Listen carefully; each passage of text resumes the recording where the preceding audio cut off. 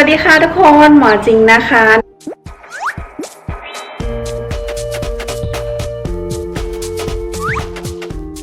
ในคลิปวิดีโอนี้นะคะก็จะแปลกแหวกแนวออกไปนิดนึงนะคะเพราะว่าหมอจะพาไปทัวร์ห้องอพาร์ตเมนต์ของหมอนะคะที่เมืองบอสตันค่ะไปดูกันได้เลยค่ะ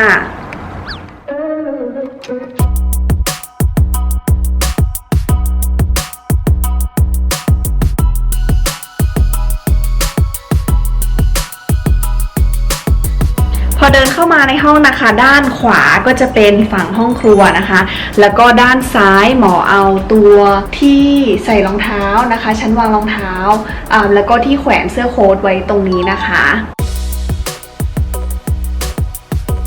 อันนี้นะคะก็จะเป็นตัวเก้าอี้ที่หมอเอาไว้ยืนเวลาที่จะต้องเลื่อมของในชั้นสูงๆค่ะ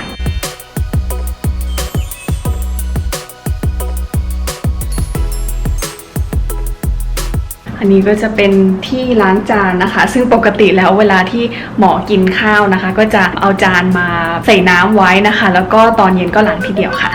แล้วก็ถัดไปนะคะถัดจากที่แขวนเสื้อโค้ทก็จะเป็นห้องน้ำค่ะก็ไปดูห้องน้ำกันได้เลยค่ะ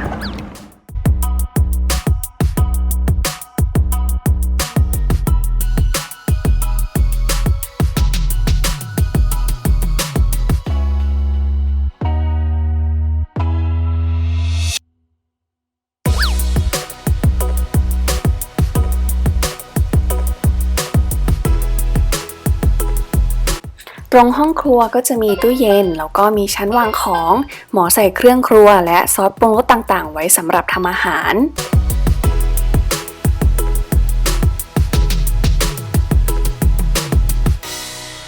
พอเดินเข้ามาจะเป็นห้องนั่งเล่นที่รวมกับห้องนอนด้านซ้ายคือเตียงมีโต๊ะสำหรับอ่านหนังสือ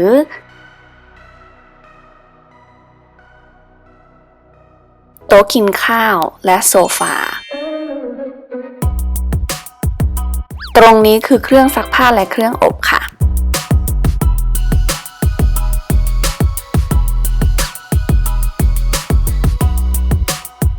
มาดูทางด้านซ้ายมือจะเป็นตู้เสื้อผ้า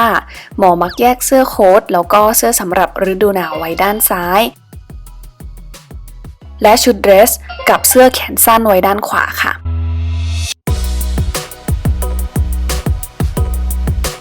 ข้างบนจะเป็นพวกหมอนแล้วก็ผ้าห่มที่ยังไม่ได้ใช้แล้วก็มีตู้สำหรับใส่ถุงเท้าแล้วก็ชั้นใน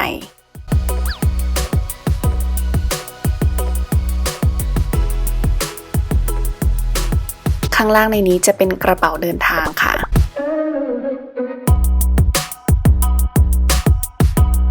หมอได้เทคนิคจากช่อง YouTube ว่าให้แขวนเสื้อไปไว้ด้านเดียวกันจะได้หาง่ายๆในตู้เสื้อผ้าค่ะ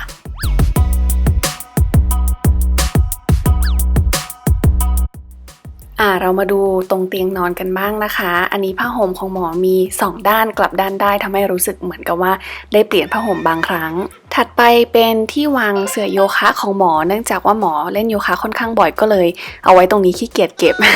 แล้วก็อันนี้เป็นโซฟาที่รุ่นพี่ให้มาค่ะ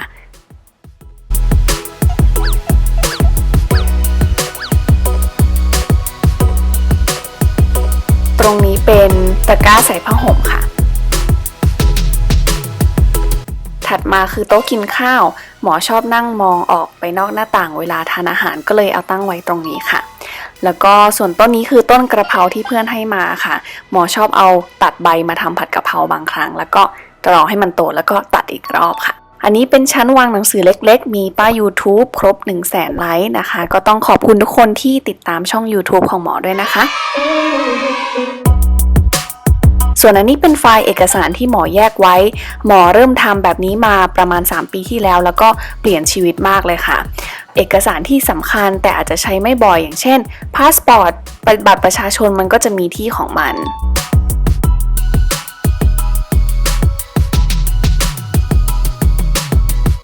ถัดมาเป็นโต๊ะอ่านหนังสือที่ตอนนี้รกนิดหน่อยค่ะมี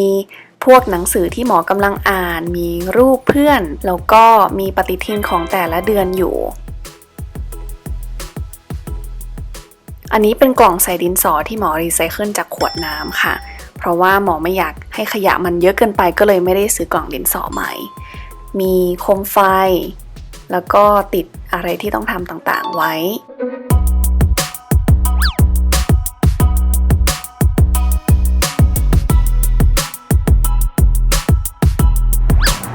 จบกันไปแล้วนะคะกับอพาร์ตเมนต์ทัวร์ในครั้งนี้นะคะถ้าเกิดว่าใครมีเทคนิคในการแต่งห้องยังไงก็สามารถคอมเมนต์มาไว้ข้างล่างได้เลยนะคะแล้วก็ถ้าใครชอบคลิปแบบนี้อีกก็อย่าลืมคอมเมนต์แล้วก็เดี๋ยวหมอจะทำคลิปครั้งหน้าให้ค่ะวันนี้ลาไปก่อนนะคะอย่าลืม anyone can be anything ทุกคนสามารถมีความสุขและประสบความสำเร็จได้หากได้รับแรงบันดาลใจและคำแนะนำที่เหมาะสมสวัสดีค่ะบ๊ายบาย